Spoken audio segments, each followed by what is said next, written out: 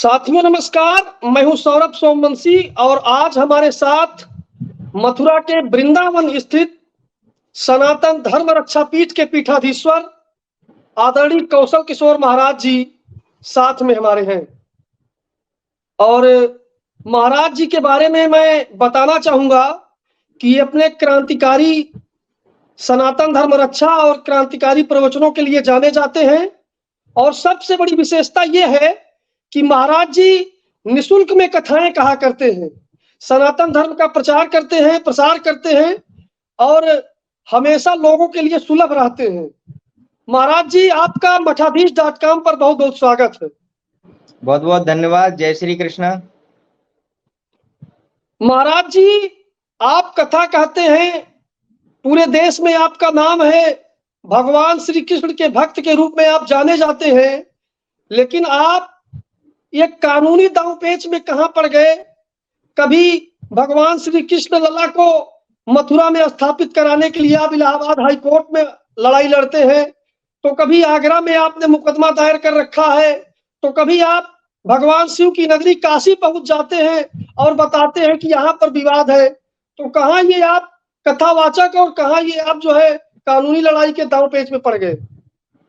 देखिए सौरभ जी, मैं सबसे पहले संत होने से पहले एक सनातनी हूँ और सनातनी होने के नाते मुझे भारत की भूमि पे जन्म मिला है और धर्म रक्षा के लिए हमारे जो विशेष अस्तित्व हैं भगवान श्री राम और भगवान श्री कृष्ण, जिन्होंने सनातन धर्म की स्थापना के लिए, धर्म की रक्षा के लिए कितने बड़े बड़े कार्य किए हैं, तो क्या हम उनके पथगामी बनकर क्या इतना छोटा सा भी कार्य नहीं कर सकते हैं? कृष्ण जन्मभूमि, भगवान शिव की भूमि जो ज्ञान वापी मंदिर है, और आगरा में भगवान श्री कृष्ण का जो विग्रह है, जिसे भगवान श्री कृष्ण के प्रपौत्र जादौन वंश के कुल नायक ब्रजनाभ जी द्वारा स्थापित किया गया था, और उसके साथ में राठौर, गहरवार और बुंदेला वंश के राजाओं ने श्री कृष्ण जन्मभूमि को कई बार जो है पुनर्स्थापित कराया। तो क्या हम उनके अस्तित्व स्थलों की रक्षा नहीं कर सकते हैं? एक सनातनी होने के नाते मुझे लगता है ये मेरा कर्तव्य अकेले का नहीं है, ये भारत के 125 करोड़ सनातनियों के कर्तव्य का जो है निर्वहन हो रहा है। इसमें मैं अकेला नहीं हूँ, पूरा देश और सबका कर्तव्य है कि अपने सनातन धर्म के अस्तित्व को बचाएं और इसके लिए आगे आएं। तो मैं उसी की एक कड़ी का एक सदस्य हूँ। महाराज जी, हम बात सबसे पहले करेंगे जहां पर आप हैं इस समय, मथुरा की। मथुरा में भगवान श्री कृष्ण लला का मंदिर बना हुआ है, सारी चीजें वहां पर हैं। उत्तर प्रदेश के मुख्यमंत्री योगी जी वहां जाते भी हैं। तो आप किस मंदिर की बात कर रहे हैं और किस गर्भगृह की बात कर रहे हैं? अदालत में कौन सी लड़ाई चल रही है, जबकि सारी चीजें तो वहां पर मौजूद हैं? देखिए सौरभ जी, एक बहुत बड़ा छलावा हमारे साथ में हुआ है। उस समय की सरकार में 1967 में जो डिसीजन हुआ, जिस फैसले में हम सनातनियों के साथ में जो धोखा हुआ है, वो बहुत ही बड़ा छलावा था कि भगवान श्री कृष्ण की जन्मभूमि जो वर्तमान में जो दिखाई जाती है, वास्तविकता में वो भगवान श्री कृष्ण की जन्मभूमि नहीं, वो भगवान श्री कृष्ण की जन्मभूमि का एक हिस्सा है। उस जन्मभूमि का एक जो है कोना है। असली जन्मभूमि जो बुंदेला राजा वीर सिंह देव जी द्वारा स्थापित की गई थी अष्टभुजी चबूतरे पे, वो शाही ईदगाह नाम की तथाकथित जो मस्जिद है उसके कब्जे में है। तो आप ये देखिए कि हमें जो हमारा असली वास्तविक अस्तित्व से हमसे छुपा करके हमारे सामने प्रेजेंट क्या किया गया कि ये है श्री कृष्ण जन्मभूमि की मूल स्थिति। अब आप वर्तमान में देखिए, जिस गर्भगृह में हम लोग जाते हैं, दर्शन करते हैं, वास्तविकता में वो भगवान श्री कृष्ण का मूल गर्भगृह नहीं है। असली गर्भगृह शाही ईदगाह नामक तथाकथित ढांचा जो बना रखा है उन्होंने, उसके अंदर तहखाना है, अष्टभुजी चबूतरा है। भगवान कृष्ण के प्रपौत्र ब्रजनाभ द्वारा जो है वहां पे सबसे पहली बार आके उस कारागार को, जो कंस की कारागार थी, उसको मंदिर का नाम दिया गया। औरंगजेब एक आताताई था, क्रूर अत्याचारी था, दुष्ट था। उस निकृष्ट व्यक्ति ने अपने शासन के बल पर यहाँ पर इस मंदिर को जो है मतलब तोड़ा नहीं, मंदिर के आसपास के जो छोटे छोटे भवन थे उनको तोड़ दिया। उनको तोड़ने के बाद में वो खंडर हो गए और जो मूल गर्भगृह था, हिंदू सनातनियों के अपमान करने के लिए उसने उसको नाम परिवर्तन कर दिया, उसका नाम कर दिया शाही ईदगाह, जो भगवान श्री कृष्ण का असली गर्भगृह था। और यही नहीं, उसने केवल मंदिर का नाम कन्वर्ट नहीं किया, उसने मथुरा का भी नाम बदल दिया। उस समय मथुरा का नाम उसने इस्लामाबाद कर दिया था। तो आप ये सोचिए, इन्होंने नाम बदल बदल के हमारे सनातन के अस्तित्व को अपने कब्जे में लिया है। तो कब्जा छुड़वाना तो न्यायिक प्रक्रिया है, और हम इस न्याय के लिए लड़ाई लड़ रहे हैं, सनातन धर्म के अस्तित्व के लिए लड़ाई लड़ रहे हैं। उन राजा महाराजा जिन्होंने अपना इतना बड़ा योगदान देके इन मंदिरों को स्थापित कराया, 3 बार ये मंदिर तोड़ा गया है सौरभ जी, 3 बार, और 4 बार इसका निर्माण हुआ है। इससे पहले ये जो परमार राजा थे उज्जैन वाले, उनका सबसे पहले यहाँ पर जो है निर्माण का हमें जो एविडेंसेस मिले हैं, तो इसमें सबसे पहले परमार राजाओं का, दूसरी बार फिर अपने राठौर गहरवार राजाओं का, फिर बुंदेला राजाओं का, ये सब निर्माण यहाँ होते रहे हैं। अंतिम समय में वीर सिंह देव बुंदेला ओरछा के राजा थे, उन्होंने इसका निर्माण कराया था।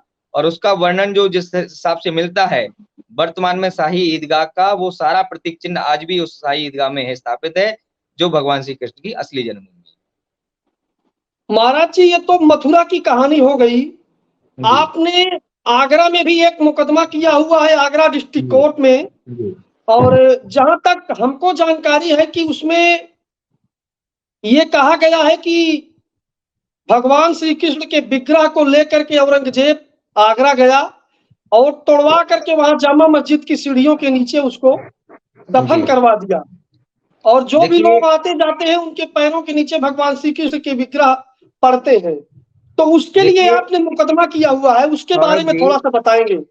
सौरभ जी, ये क्या था, ये जो औरंगजेब था, ये बड़ा दुष्ट और आताताई था। ये तो वो नालायक और निकम्मा व्यक्ति था जिसने आके ना तो इस्लाम धर्म को ही कभी माना, और आज के समय में जो मुस्लिम कम्युनिटीज है वो पता नहीं किस बेस पे इसको अपना मसीहा माने बैठी है।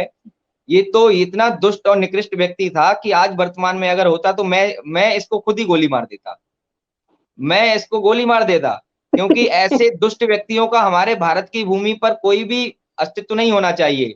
भगवान श्री राम और भगवान श्री कृष्ण ने शस्त्र उठा करके ऐसे दुष्टों का नाश विनाश किया है, तो हम तो उनके पथ के अनुगामी हैं, हम भगवान श्री कृष्ण की गीता के पथ अनुगामी हैं।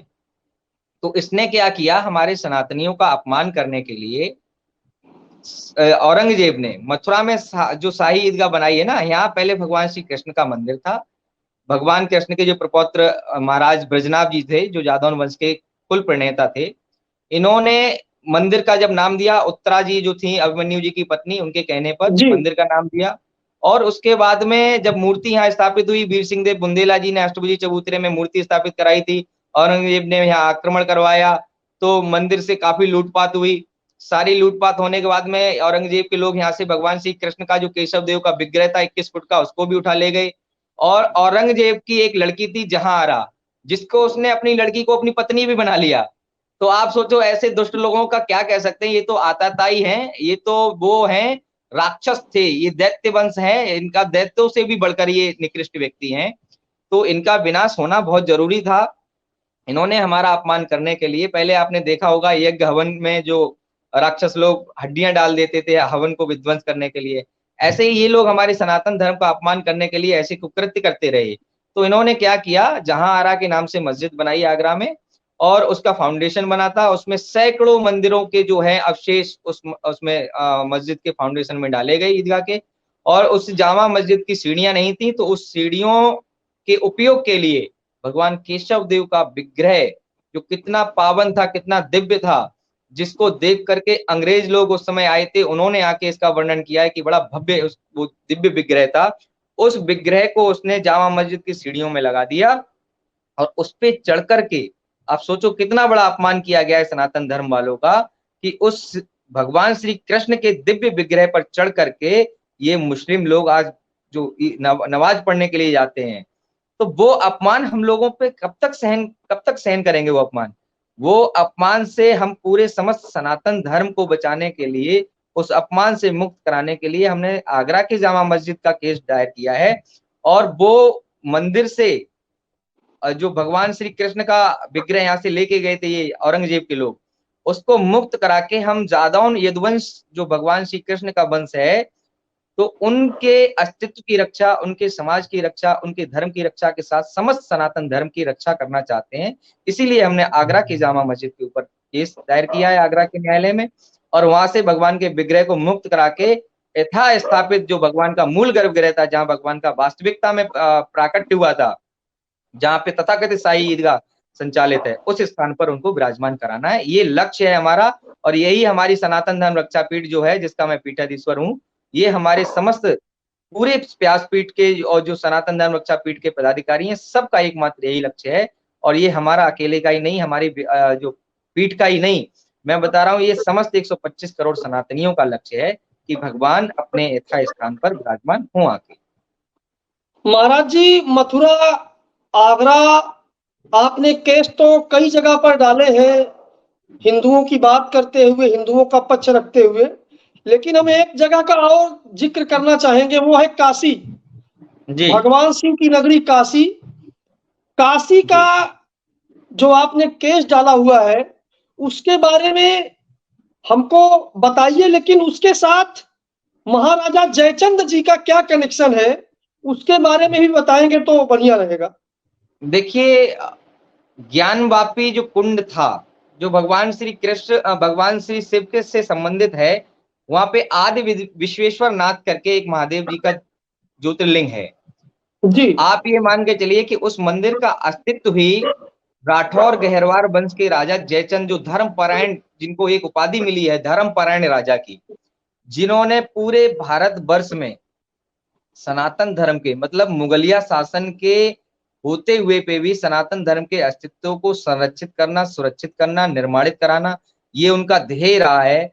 भगवान श्री राम की जन्मभूमि हो, या भगवान श्री कृष्ण की जन्मभूमि हो, या काशी में जो है आदि विश्वेश्वरनाथ, काशी विश्वनाथ का मंदिर हो, इन सबके निर्माण में सबसे बड़ा अगर योगदान जाता है तो वो राठौर गहरवार वंश के जो राजा हैं, धर्मपरायण महाराज जयचंद के लिए जाता है। तो उनके अस्तित्व के निर्माण की वो भूमि है, इसलिए हमने उस राठौर गहरवार वंश के उस अस्तित्व को बचाने के लिए ज्ञानवापी जो तथाकथित मस्जिद है, जो मंदिर था, उसके ऊपर हमने दावा किया है कि ये राठौर गहरवार वंश के राजा जयचंद जी की विरासत है, और उस विरासत को सनातन धर्म के हित के लिए मुक्त कराना हम संतों का कर्तव्य है, हम सनातनियों का कर्तव्य है। इसलिए वो बात दायर किया है।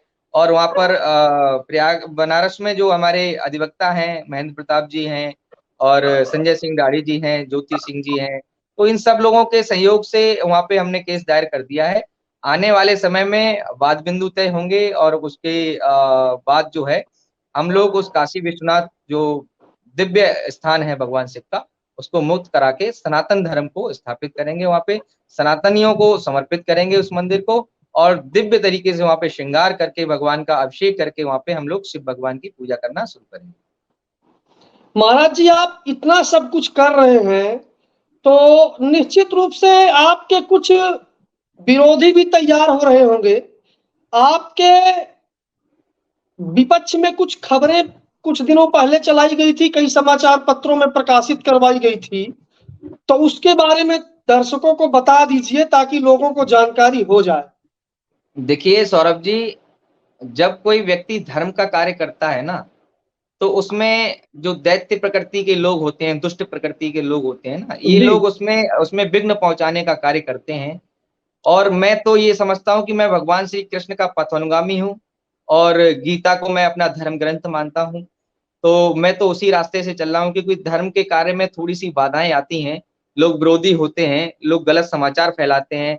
जैसा कि आपने देखा कि एक अखबार नहीं था, वो एक टाइपिंग करा के इन लोगों ने, जो विरोधी हैं हमारे, उन्होंने ये टाइपिंग करा के और वैसे ही खबर प्रचलित कर दी कि महाराज के पास में ये अथा संपत्ति है, ये चंदा मांग रहे हैं, ये कर रहे हैं, वो कर रहे हैं।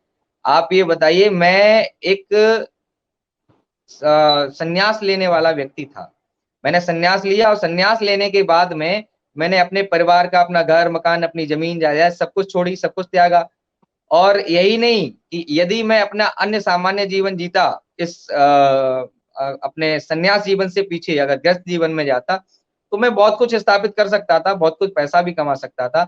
लेकिन मैंने इस पथ को अपनाया तो कुछ त्याग और समर्पण के लिए अपनाया है, ना कि कुछ बनाने के लिए।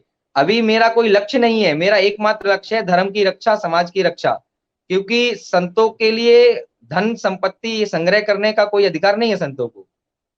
तो इन लोगों ने जो गलत संदेश फैला रखा है, वो थोड़े नीच प्रवृत्ति के लोग हैं। मैं कहूँगा कि मानसिकता उनकी बड़ी ओछी है। वो समझ नहीं पा रहे हैं कि सनातन धर्म के रक्षा में जब कोई कार्य करता है, तो इन जैसे दुष्ट लोगों की जब आगमन होता है ना, तो हम लोगों को और हौसला मिलता है कि हाँ, मैं धर्म का कार्य कर रहा हूँ।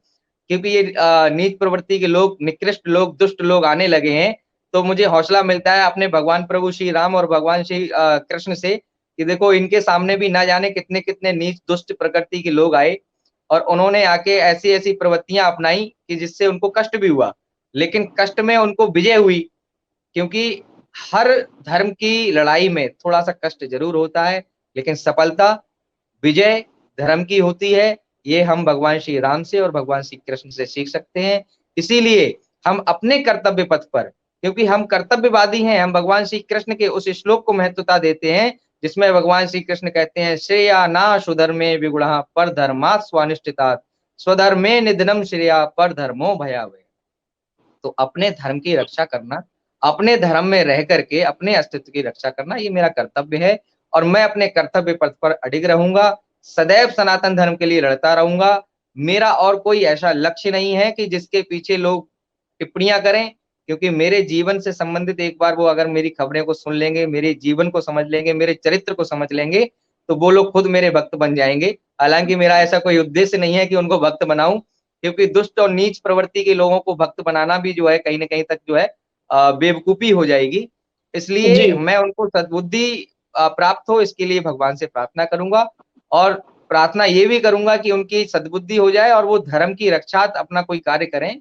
ऐसा कार्य करें जिसके लिए उनको लक्ष्य मिला है। ईश्वर ने उन्हें जीवन दिया है, तो वो अपने उस सनातन धर्म को स्थापित करने का कार्य करें, ना कि किसी का विरोध करके, है ना? और ये सब धर्म के जो है बीच में दीवार ना बने। ये मेरा उनको जो महाराज है जी, सलाह भी रहेगी। जब आपने धर्म की बात की है, जी। तो आपके विरोधी आपके बारे में एक चीज कहते हैं कि आप अत्यंत महत्वाकांक्षी हैं और महत्वाकांक्षा के साथ-साथ कहा जाता है कि आप उत्तर प्रदेश के मुख्यमंत्री योगी आदित्यनाथ जी से प्रभावित हैं। आप भी धर्म का काम कर रहे हैं, वो भी धर्म का काम कर रहे थे। आपकी भी लंबाई और उनकी लंबाई लगभग-लगभग सेम है। आपका भी जन्म क्षत्रिय कुल में हुआ है और उनका भी जन्म क्षत्रिय कुल में हुआ है। तो कहीं न कहीं मुख्यमंत्री योगी आदित्यनाथ की तरह से आपकी महत्वाकांक्षा तो नहीं है, इसके बारे में बता दीजिए? देखिए धर्म की रक्षा करना एक कर्तव्य होता है। योगी आदित्यनाथ जी की महत्वाकांक्षा कुर्सी की नहीं है। आप ये बिल्कुल भी मन से निकाल देना कि वो केवल कुर्सी के लिए जो है भगवा चोले में आए हैं। उनकी महत्वाकांक्षा है धर्म की रक्षा। उनकी महत्वाकांक्षा है एक सुंदर समाज का निर्माण। उनकी महत्वाकांक्षा है धर्म का निर्माण। उनकी महत्वाकांक्षा है पूरे जो निर्बल, शोषित और जो वंचित लोग हैं, उनके अस्तित्व की रक्षा करना, उनके हक, मान-सम्मान की रक्षा करना। पहले के राजा-महाराजा लोग थे, ये भी अस्तित्व की रक्षा करते थे, धर्म की रक्षा करते थे और निर्बलों की सहायता करते थे, क्योंकि जब तक शक्ति नहीं होगी हाथ में, तब तक रक्षा नहीं हो पाएगी। जब तक सत्ता नहीं होगी हाथ में, तब तक रक्षा नहीं हो पाएगी। आप क्षत्रिय हैं, आपके हाथ में अगर शस्त्र नहीं है, तो आप किसी को प्राण संकट से नहीं बचा सकते हैं। इसलिए हमारे जो क्षत्रिय कुल के लोग थे, राजा महाराजा थे, ये सब लोग अपने साथ शस्त्र रखा करते थे। तो इसलिए योगी आदित्यनाथ जी अगर सत्ता में आए हैं, तो सुंदर समाज के निर्माण के लिए आए हैं, लोक कल्याण के पथ पर आए हैं। जैसा कि आपने देखा होगा सुप्रीम कोर्ट की एक अधिवक्ता हैं श्रीमती रीना सिंह जी, और हमारे केस में वो जो मुख्य अधिवक्ता हैं और आर्गुमेंट्स करने के लिए दिल्ली से सुप्रीम कोर्ट से जो है इलाहाबाद हाई कोर्ट आती हैं। तो उन्होंने एक पुस्तक लिखी है माननीय योगी आदित्यनाथ जी के ऊपर, योगी आदित्यनाथ लोक कल्याण के पथ पर पुस्तक का नाम है। जी। तो योगी आदित्यनाथ की वास्तविकता यही है कि वो योगी आदित्यनाथ लोक कल्याण के पथ पर हैं। वो एक संत ऐसे हैं जिन्होंने लोक सृष्टि, सनातन समाज और सुंदर समाज का निर्माण करने का लक्ष्य ले रखा है और उनके लक्ष्य में हम सब सहभागी हैं, हम सब उनके ही साथी हैं। और प्रार्थना यही करेंगे कि ऐसे संत को सत्ता में रहना चाहिए और सदैव बने रहना चाहिए, जिससे एक राज्य का सुंदर निर्माण हो और आने वाले समय में एक राष्ट्र का भी सुंदर निर्माण हो। ऐसी हम लोग प्रार्थना करते महाराज जी, जब आपने बात किया कि वकील साहब जो आपकी है सुप्रीम कोर्ट की, उन्होंने पुस्तक लिखा है योगी आदित्यनाथ लोक कल्याण के पथ पर, तो हैं। यहाँ हम अपने दर्शकों को एक चीज बता देना चाहेंगे कि पुस्तक का नाम योगी आदित्यनाथ लोक कल्याण के पथ पर है, और प्रधानमंत्री कार्यालय जहां पर उपस्थित है और जहां पर आवास है, उसका भी नाम लोक कल्याण मार्ग है। अरे वाह, तो ये तो इसके बहुत दो अर्थ सुंदर बात निकलते है। हैं। इसके दो अर्थ निकलते हैं कि योगी आदित्यनाथ लोक कल्याण के पथ पर मतलब प्रधानमंत्री बनने के रास्ते पर जा रहे हैं, बिल्कुल और दूसरा बिल्कुल। अर्थ ये आप निकलता है कि योगी जी लोक कल्याण के मार्ग पर चल रहे हैं, समाज का भला करने वाले मार्ग पर चल रहे हैं। सौरभ जी, ये निश्चित ही मान लीजिए कि एक संत जो पूर्ण रूप से विरक्त हैं, जिनकी कोई महत्वाकांक्षाएं सुख भोग की नहीं है, जिन्होंने त्याग को अपनाया है, तपस्या को अपनाया है और शौर्य को दिखाते हुए धर्म की रक्षा का बीड़ा उठाया है, सुंदर समाज को रचने का जो है बीड़ा उठाया है, ऐसे संत यदि प्रधानमंत्री के पद पर तक पहुंचते हैं तो ये बड़े सौभाग्य की बात होगी इस भारतवर्ष के लिए, इस भारत भूमि के लिए। क्योंकि अखंड भारत और सनातन धर्म के जो परिचायक संत हैं, वो अगर सत्ता में आते हैं, लोक कल्याण मार्ग पर पहुंचते हैं, उस कुर्सी पर विराजमान होते हैं जहां से वो धर्म की स्थापना, धर्म की रचना, धर्म की सुंदरता को प्रचारित कर सकते हैं और सुंदर समाज का निर्माण कर सकते हैं, तो मुझे लगता है कि ऐसे संत को शीघ्र जो है उस मार्ग पर का जो है सफर तय कर देना चाहिए, अभी से शुरुआत कर देनी चाहिए, जिससे योगी आदित्यनाथ जी महाराज जैसे संत जो हैं वो लोक कल्याण मार्ग पर पहुंचे और प्रधानमंत्री बनकर हमारे भारत को सुंदर भारत बनाने का, सोने की चिड़िया बनाने का, सनातन धर्म के उस परिचायक को स्थापित करने का कार्य करें।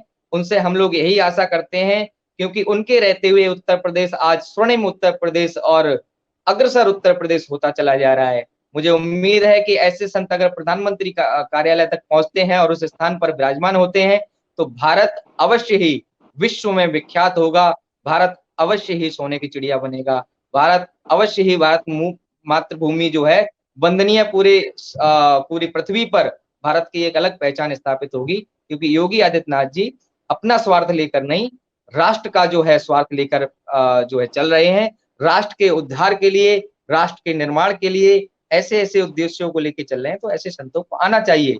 हम उनके इस कार्य में सहभागी बनेंगे और जन जन तक उनके संदेश को पहुंचाएंगे, जन जन तक प्रार्थना भी करेंगे कि योगी आदित्यनाथ जी अगर नहीं भी महत्वाकांक्षा रखते हैं लोक कल्याण मार्ग पहुंचने की, तो भी उनके अंदर महत्वाकांक्षा जगाई जाए, क्योंकि उनको उनके अंदर महत्वाकांक्षा जगाकर ही हम सुंदर समाज के निर्माण की उनसे अपेक्षा कर सकते हैं, उनसे उम्मीद रख सकते हैं, उनसे आशा रख सकते हैं। महाराज जी, एक आखिरी प्रश्न हम आपसे पूछेंगे। आप इतना बड़ा धर्म युद्ध लड़ रहे हैं, कभी काशी, कभी मथुरा, कभी आगरा, कभी लक्ष्मण टीला, कभी कहीं और, पता नहीं कहां कहां आप मुकदमा करेंगे, ये तो आप ही जान सकते हैं। लेकिन मैं ये जानना चाहता हूं कि कभी आपको इस चीज का डर नहीं लगा, कभी आपको मृत्यु का भय नहीं लगा, कभी आपको क्या ऐसा नहीं लगा कि आपके पीछे कुछ लोग पड़ जाएंगे तो आपका नुकसान कर देंगे? आप अदालत में इतनी लड़ाई लड़ रहे हैं, आप सुरक्षा के दृष्टिकोण से आपकी क्या व्यवस्था है? देखिए, सुरक्षा तो हमारे साथ में एक बहुत बड़ी है, जिसने पूरी सृष्टि की सुरक्षा की जिम्मेदारी ले रखी है।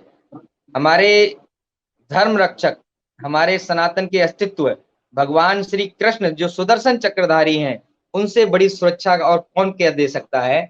इसलिए हमारे साथ भगवान श्री कृष्ण हैं, सुदर्शन चक्रधारी हैं, नारायणी सेना के अधिपति हैं, इसलिए हमें सुरक्षा की कोई चिंता नहीं है, क्योंकि व्यक्ति मरता तो एक बार है और मैं 2 बार मर चुका हूं। मैं अपने जीवन चरित्र की घटना के बारे में आपको फिर कभी बताऊंगा कि मैं 2 बार मृत्यु को प्राप्त हो चुका हूं, तो इसलिए मृत्यु का भय तो मेरे जीवन में है ही नहीं। और धर्म की स्थापना करते करते यदि शहीद भी हो जाएंगे तो ये मेरे लिए सौभाग्य की बात होगी। दूसरी बात ये रही कि रक्षा की बात आती है तो कृष्ण भगवान मेरे रक्षक हैं और उनके रहते हुए मुझे किसी विशेष रक्षा की आवश्यकता नहीं है। बाकी शासन प्रशासन और हमारे क्षेत्र मथुरा क्षेत्र का जो LIU डिपार्टमेंट है, ये लोग बड़ी पूरी निगरानी रखे हुए हैं। फिर भी कुछ विरोधी ऐसे हैं जो मुझे चोट पहुंचा सकते हैं, क्योंकि मेरे शरीर को चोट पहुंचा सकते हैं, मेरी आत्मा को कभी चोट नहीं पहुंचा सकते हैं, क्योंकि मैं स्वतंत्र हूँ, मेरी आत्मा स्वतंत्र है और मैं कभी मरने वाला नहीं हूँ। मरेगा मेरा शरीर, मैं क्यों मरूं? और दूसरी बात यह है कि प्रशासन मेरा सहयोगी है, और अगर ऐसी कोई घटना आती है, और अगर देखो एक चीज है कि शरीर को नुकसान तो कोई भी पहुंचा सकता है। बीच में जैसी घटनाएं चली हैं, इस बारे में भी मैं प्रशासन को अवगत कराऊंगा। और अभी बीच में मेरी छवि को भी बिगाड़ने का प्रयास किया गया था, तो मैंने प्रशासन को अवगत कराया है। तो ऐसी कोई चिंता वाली बात नहीं है। हम शौर्य के साथ में लड़ने वाले व्यक्ति हैं। हमारे रक्त में जो है निर्भयता है, निडरता है, भय तो बिल्कुल भी नहीं है। तो इसलिए हम अब उस निर्भयता के साथ में लड़ेंगे, और यदि कोई बीच में हमारे आएगा, तो हम प्रशासन को अवगत कराएंगे और प्रशासन से सहयोग की पहल करवाएंगे। और अगर प्रशासन सहयोग नहीं करेगा, तो मैं स्वयं में फिर इतना सक्षम हूँ, मैं, क्योंकि मेरे रक्त में जो है शौर्य वीरता है, इसलिए मैं पीछे हटने वाला नहीं हूँ। लड़ाई में मैं निरंतर इस धर्म युद्ध के लिए लड़ता रहूंगा। महाराज जी, आखिरी में हम आपसे जानना चाहेंगे, आप सनातन धर्म की ध्वजा को लेकर के पूरे देश भर में भ्रमण कर रहे हैं और एक प्रख्यात कथावाचक हैं। सनातन धर्म के लिए आपकी लड़ाई अत्यंत सराहनीय है। आखिरी में आप सनातन को मानने वालों को क्या संदेश देना चाहेंगे? देखिए, सनातन को जो मानने वाले हैं, सनातन को जो अपने अंदर भावनाओं में लेकर बैठे हुए हैं, ऐसे 125 करोड़ भारतीय सनातनियों का देश है ये। और सबको जो है, मैं सबकी भावनाओं की रक्षा करने के लिए ही मैदान में आया हूँ। ये न्यायिक लड़ाई लड़ रहा हूँ। आज कृष्ण जन्मभूमि की है, आगरा की जामा मस्जिद की सीढ़ियों में दबे भगवान श्री कृष्ण के विग्रह की है, यदुवंश के जादौन, जडेजा, भाटी, छौकर, रावल आदि आदि भगवान श्री कृष्ण के सभी वंशजों के अस्तित्व की विरासत को बचाने के लिए लड़ रहा हूँ। और सनातन धर्म के जो विशेष महादेव भगवान शिव के जो काशी विश्वनाथ जो ज्ञान वापी करके मंदिर है, जो राठौर गहरवार वंश के राजा जयचंद जी के द्वारा स्थापित है, उसके अस्तित्व के लिए लड़ रहा हूँ। तो ये सब अस्तित्व के लिए मैं इसीलिए लड़ रहा हूँ क्योंकि सनातन धर्म मेरा अस्तित्व है, मेरा परिचय है। तो मैं अपने परिचय के लिए लड़ रहा हूँ। मैं 125 करोड़ सनातनियों के परिचय के लिए, उनके अस्तित्व के लिए लड़ रहा हूँ। और इसमें मैं अकेला नहीं हूँ। हमारे साथ में अब हमारी हमारी सनातन धर्म रक्षा पीठ की एक टीम है जो पूर्ण रूप से निरंतर मेरे साथ खड़ी हुई है। हमारी महामंत्री हैं नीतू सिंह चौहान जी हैं गुड़गांव से, और रीना सिंह जी अधिवक्ता हैं सुप्रीम कोर्ट की। पूरा पूरा सहयोग उनका मिल रहा है। धर्म के अस्तित्व को बचाने के लिए निःशुल्क उन्होंने विधिक सहयोग मुझे दिया है। और उन्होंने कहा धर्म आपका अस्तित्व है तो धर्म हमारा भी अस्तित्व है। इस केस में जहां वो लाखों रुपए फीस लेने वाली थी, वो उन्होंने हमें पूरा केस में अपना सहयोग प्रदान किया है। तो मुझे बड़ा गर्व होता है कि मेरे साथ में समस्त सनातनी ऐसे कंधे से कंधा मिलाकर हमारे साथ खड़े हैं, तो मैं पीछे क्यों हटूं। ग्वालियर से हमारी टीम है, ग्वालियर से राम नरेश सिंह सिकरवार जी हैं, और उनका एक ट्रस्ट भी है जो धर्म की रक्षा में ही कार्य करता है, समाज की रक्षा में कार्य करता है, श्री मानव सेवा संस्थान। तो वो पूरे लोग हमारे साथ में हैं। आप कोटा से भी हमारी हेमलता जी चौहान जी हैं, ठीक है, जयपुर से हैं, यहाँ आप कहाँ कहाँ तक बताएं, पूरे देश में हमारे लोग हैं, सनातन धर्मी लोग हैं। और यही नहीं, विदेश से भी हमें लोगों का जो है पूरा आश्वासन मिल रहा है कि महाराज जी आप सनातन धर्म के लिए निरंतर लड़ते रहिए, हम सब आपके साथ में हैं। तो जब हमें से 125 करोड़ लोगों का आश्वासन है मेरे साथ में, तो मैं पीछे नहीं हटने वाला। सनातन धर्म के अस्तित्व और भगवान श्री कृष्ण, भगवान शिव, भगवान राम आदि आदि हमारे सनातन धर्म के जो भी मंदिर हैं, मठ हैं, आश्रम हैं, संतों के स्थान हैं, हम इन सब के लिए लड़ते रहेंगे। वृंदावन के संतों के ऊपर भी ऐसी भारी मुसीबत आई कि उनके आश्रमों पे, मठों पे, मंदिरों पे भू माफियाओं ने कब्जा करना शुरू कर दिया। कहीं मुस्लिम लोगों ने, कहीं किसी ने, कभी किसी ने। तो इन सब लोगों के लिए भी मैं निरंतर लड़ रहा हूँ। मेरी सनातन धर्म रक्षा पीठ निरंतर कार्य कर रही है, क्योंकि यही सनातन धर्म के लिए लड़ते लड़ते हमारे राजा महाराजाओं ने बड़ा बलिदान दिया है, बड़ी त्याग की, तपस्या की, शौर्यवीरता दिखाई। तो हम लोगों का भी फर्ज बनता है, क्योंकि हम तो संत हैं, सन्यासी हैं, तो हमारे लिए तो धर्म की रक्षा के सिवा दूसरा कोई कार्य ऐसा नहीं है। भगवान की सेवा करना, भगवान का जो है ध्यान स्मरण करना, बुराई रहित होकर के अपने सनातन धर्म की रक्षा करना, यही मेरा कर्तव्य है। और इसके लिए निरंतर मैं लड़ता रहूंगा। और मेरी धर्म रक्षा पीठ के सभी पदाधिकारी, जो आगरा से हमारे सुनेंद्र जी चौहान जी हैं, बड़ा सहयोग करते हैं। और अभी मुंबई से अपने एक परमार जी हैं, बड़ा ही मतलब बहुत धर्म स्वावलंबी हैं। तो इन सब लोगों के सहयोग से मैं धर्म रक्षा में, मेरे एक हाथ नहीं है, मेरे एक पैर नहीं है, मेरे तो 50 पैर, 50 सैकड़ों जो है हाथ हैं, 50 सैकड़ों कंधे हैं, तो उन कंधों के बल पर मैं लड़ता हूँ और यही मेरा कर्तव्य है। तो साथियों, ये थे वृंदावन की सनातन धर्म रक्षा पीठ के पीठाधीश्वर संस्थापक आदरणीय कौशल किशोर ठाकुर जी महाराज। आपने हमारे मठाधीश.com को समय दिया, इसके लिए आपका बहुत बहुत धन्यवाद। बहुत बहुत धन्यवाद। जय श्री कृष्ण सौरभ जी। जय श्री कृष्ण महाराज।